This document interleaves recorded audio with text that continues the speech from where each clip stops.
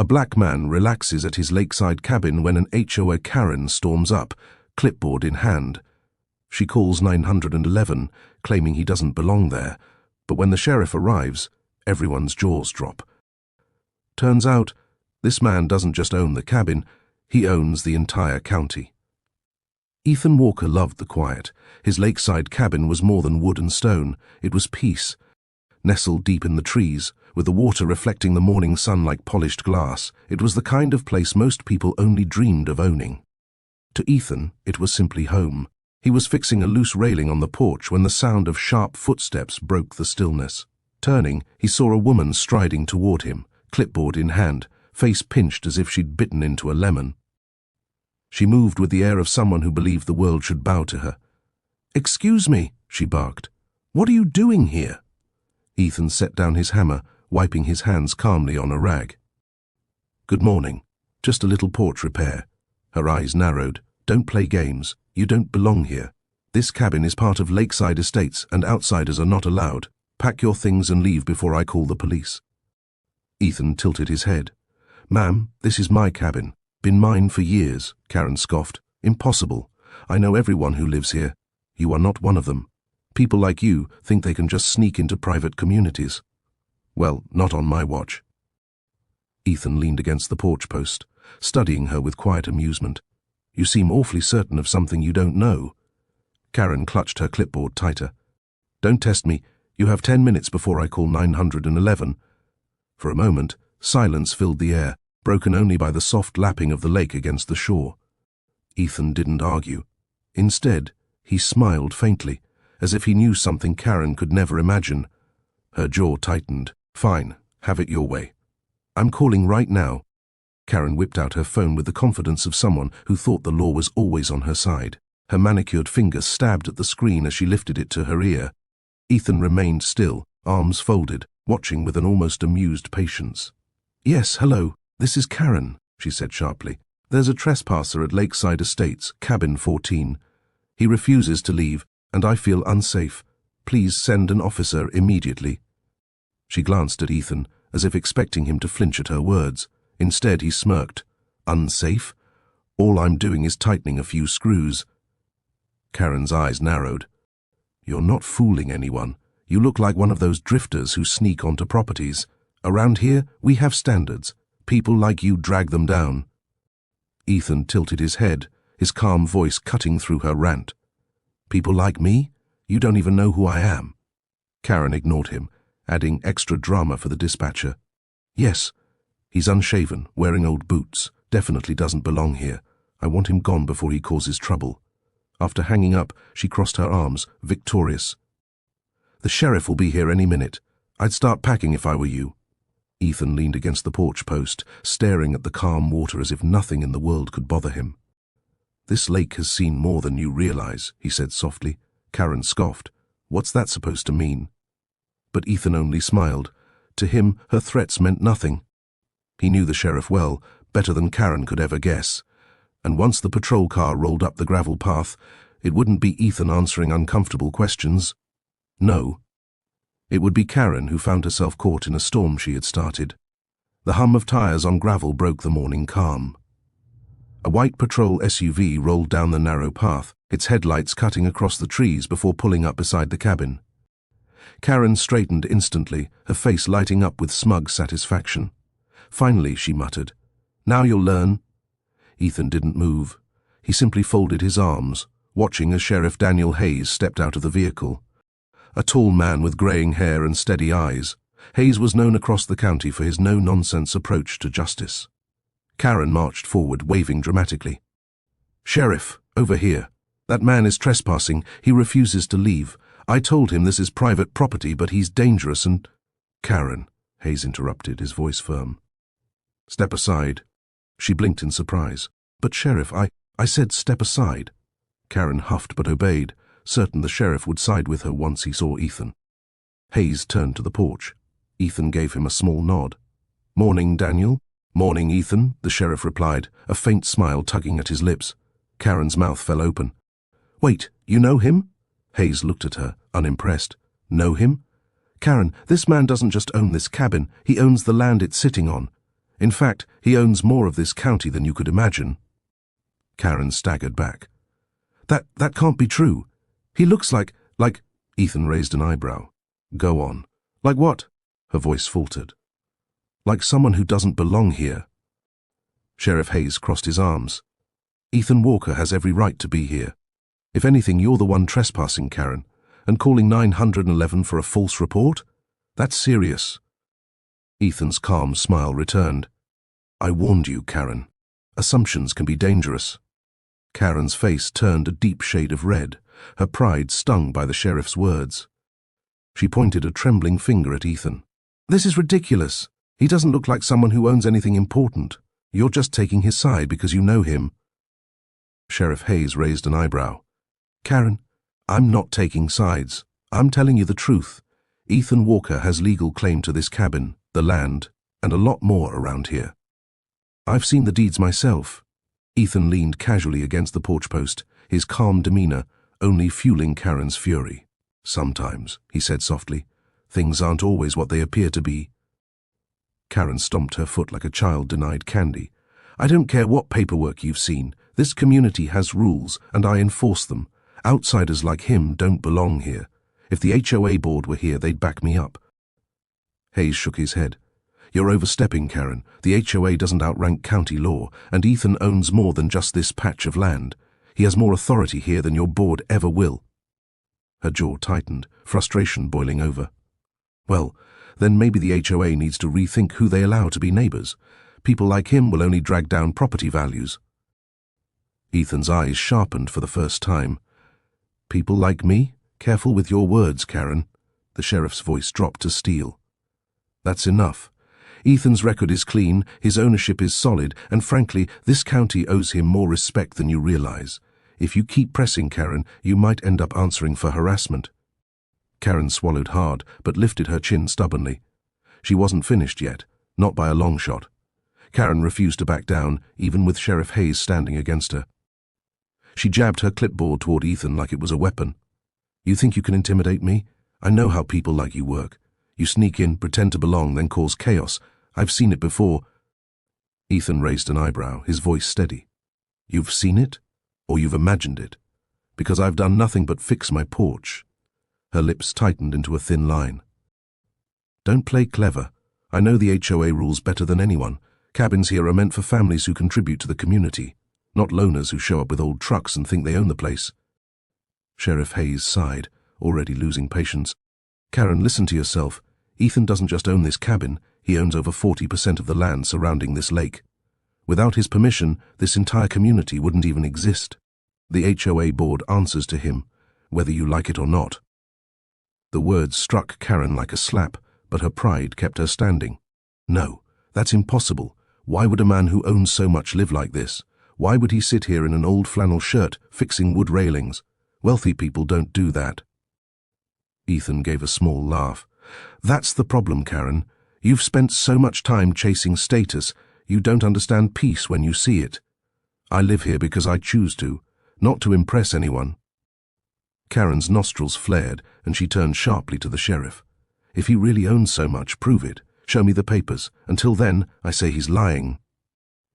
Hayes exchanged a look with Ethan, who smirked knowingly. Karen had just invited the truth to crush her. Sheriff Hayes opened the back door of his patrol SUV and pulled out a worn leather folder. Karen's eyes followed the motion with growing unease. He flipped it open, revealing several documents neatly tucked inside. Here, Hayes said, holding up the first page.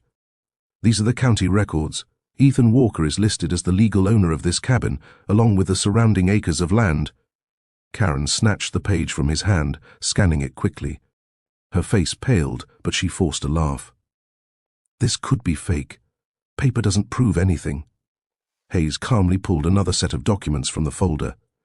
This, he said, is the property deed signed 20 years ago. Ethan purchased not just this cabin, but nearly all of Lakeside's undeveloped land. Without him, none of these homes would exist. Ethan finally stepped down from the porch, his boots crunching against the gravel. His presence alone seemed to make Karen shrink, though she tried to hold her ground. Why would you let people like us build here then? She stammered. Ethan's voice was even, almost gentle. Because I believed in community. I wanted families to enjoy this place the way I have. I didn't care about money or appearances. I cared about preserving the lake and the land around it. Karen's throat tightened. Then why don't people know about you? Hayes answered for him. Because Ethan never needed recognition. He doesn't sit on boards or flaunt wealth. He lives quietly, and the county respects that. Until today, no one questioned it. Karen's hands trembled as she clutched the paperwork. Her authority, her superiority, both crumbling with every word, and yet her pride wouldn't let her surrender. No, she whispered. This can't be the end of it. Karen's breathing grew shallow as the truth pressed in on her. She shoved the papers back into Sheriff Hayes's hands, refusing to admit defeat. Fine. Maybe he owns a few deeds, but ownership doesn't mean he belongs here. Wealthy or not, he doesn't act like a proper resident of Lakeside Estates. Ethan chuckled quietly, shaking his head. So now the issue isn't whether I own the cabin, it's whether I meet your personal standards. Karen lifted her chin, her voice sharp. Yes. This community has a reputation to uphold. You might have money, but your appearance, your behavior, it lowers everything we've worked to build.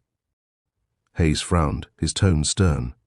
Karen, you're walking a dangerous line. Ethan isn't just some landowner. The county trusts him. He's given more back to this place than anyone on your HOA board ever has. But Karen wasn't listening. Her pride had taken full control. I don't care what you say. People like him don't fit in here. And if the HOA board won't back me, I'll make sure the residents hear about this myself. They'll stand with me. Ethan's calm expression hardened, his voice carrying an edge now. You'd stir up the community with lies? You'd pit neighbors against the very man who gave them their homes?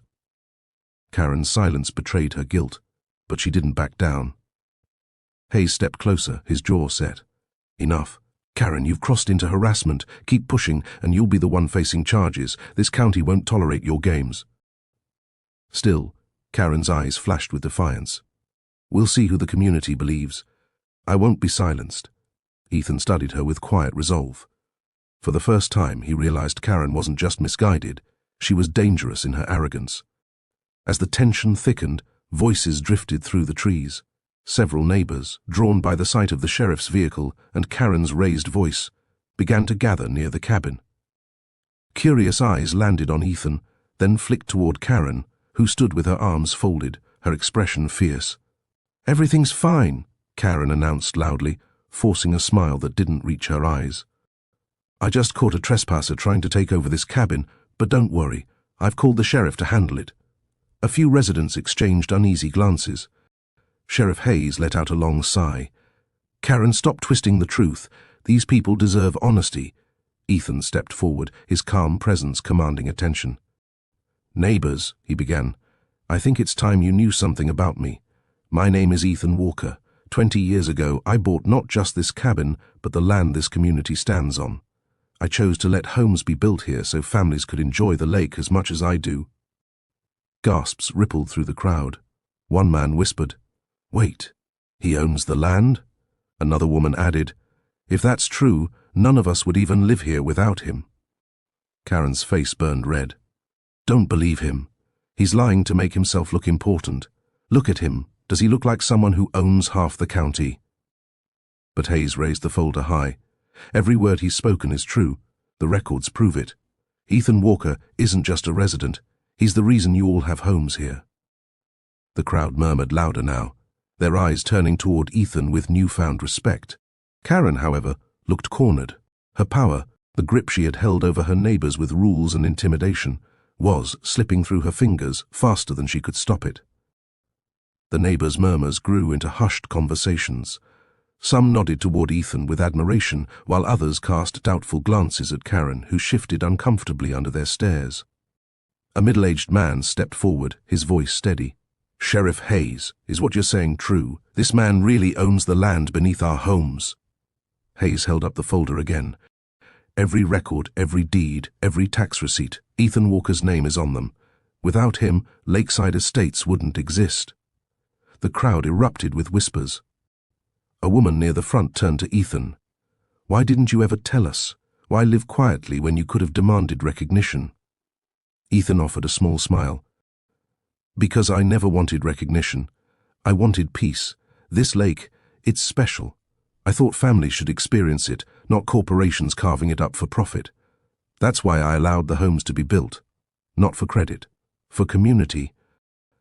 The honesty in his voice struck a chord. Several residents nodded, their expressions softening. Respect was beginning to replace suspicion. Karen, however, refused to yield. "Don't be fooled. He's manipulating you. People with money always hide behind noble words. If he truly cared about this place, why live like a recluse?" But another neighbor spoke. Maybe because he values the lake more than fancy houses. Karen's lips parted, but no words came. The support she had always commanded was slipping. Her authority, once so absolute, was now fragile in the face of Ethan's quiet truth. Sheriff Hayes folded the folder closed and tucked it under his arm. "I think that's enough. The people know the truth now. Karen, your crusade ends here." Karen clenched her fists, her pride refusing to crumble, even as her control collapsed around her.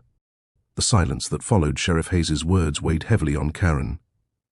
She stood rigid, her eyes darting from neighbor to neighbor, searching for an ally. But the faces staring back at her no longer held admiration. They held doubt, even disapproval. "You've bullied us for years with your HOA rules," one man said firmly. "And now we find out you accused the very person who gave us these homes?" "Shameful," a woman added. "You always talked about protecting the community, Karen, but you were really protecting your pride." Karen's jaw tightened. "I was protecting all of you from people like him. Can't you see? He hides who he is, and that makes him dangerous."